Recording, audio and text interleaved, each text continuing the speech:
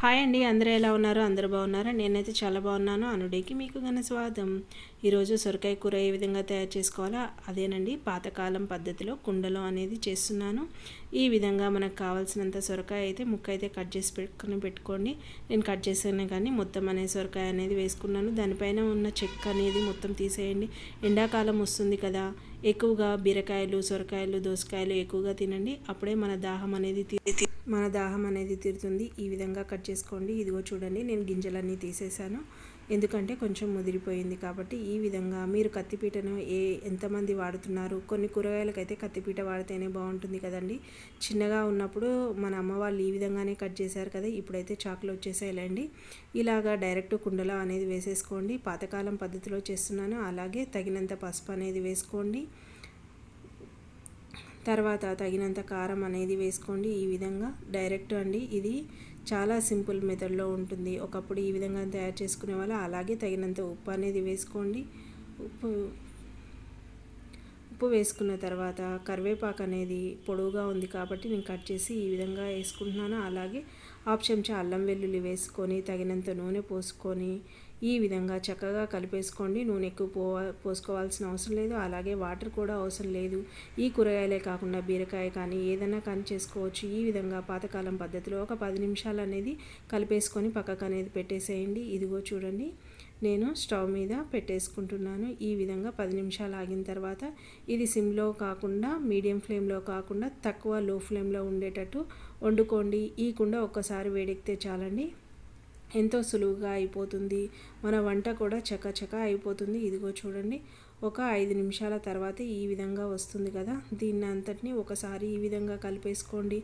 మనము ఏ పని చేసుకుంటా అయినా ఈ కూర చేసేయచ్చు. మనం లేనప్పుడు కూడా మన పిల్లలకి ఈ విధంగా చేసుకోండి నాన్న అంటే కూడా చక్కగా వండుకొని తింటారు. వాళ్ళ ఆకలి తీర్చిన వాళ్ళం అవుతాము. ఇది చాలా సింపుల్ అండి. మన అమ్మమ్మలు కానీ, మన ముత్తమ్మమ్మలు కానీ ఈ విధంగా చేసుకొని తినేవాళ్ళు. వాళ్ళు పదే పదే ఇది వేసిన తర్వాత అది వేయాలనేది ఏమీ లేకుండా ఈ విధంగా ఎంతో టేస్టీగా ఉంటుంది. అలాగే కుండలో చేస్తున్నాను కదా, అది అమృతంలాగా ఉంది.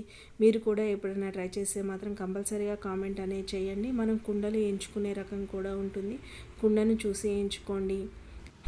ఇదిగో చూడండి, ఒక్కసారి మూత తెరిచి చూసిన తర్వాత ఎంత వాటర్గా ఉంది కదా, మనం ఒక్క చుక్క కూడా నీళ్ళు కూడా వేయలేదు కదా.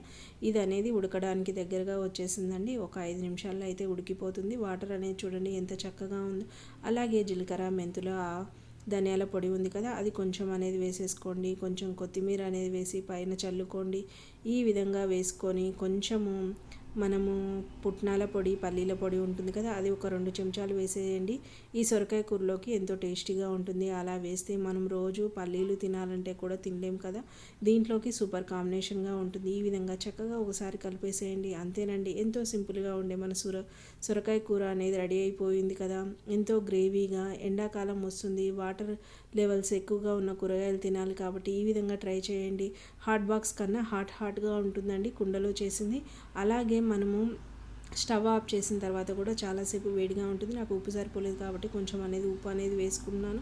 ఈ విధంగా చక్కగా కలిపేసేయండి. ఇదిగో చూడండి, ఎంతో చక్కగా అనేది ఉడికిపోయింది.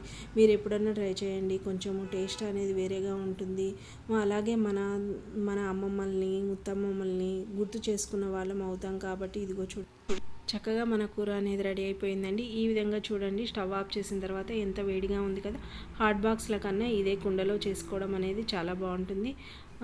అంతేనండి, వేడి అన్నంలోకి తినేసేయండి. నచ్చితే లైక్ చేయండి, షేర్ చేయండి, సబ్స్క్రైబ్ చేసుకోండి. పక్కనే బెల్ అనేది ఉంటుంది, గంట కొట్టేసేయండి. నేను ఏ విధమైన వీడియో పోస్ట్ చేసినా నోటిఫికేషన్ ద్వారా అందుతుంది. Have a nice day. Bye bye.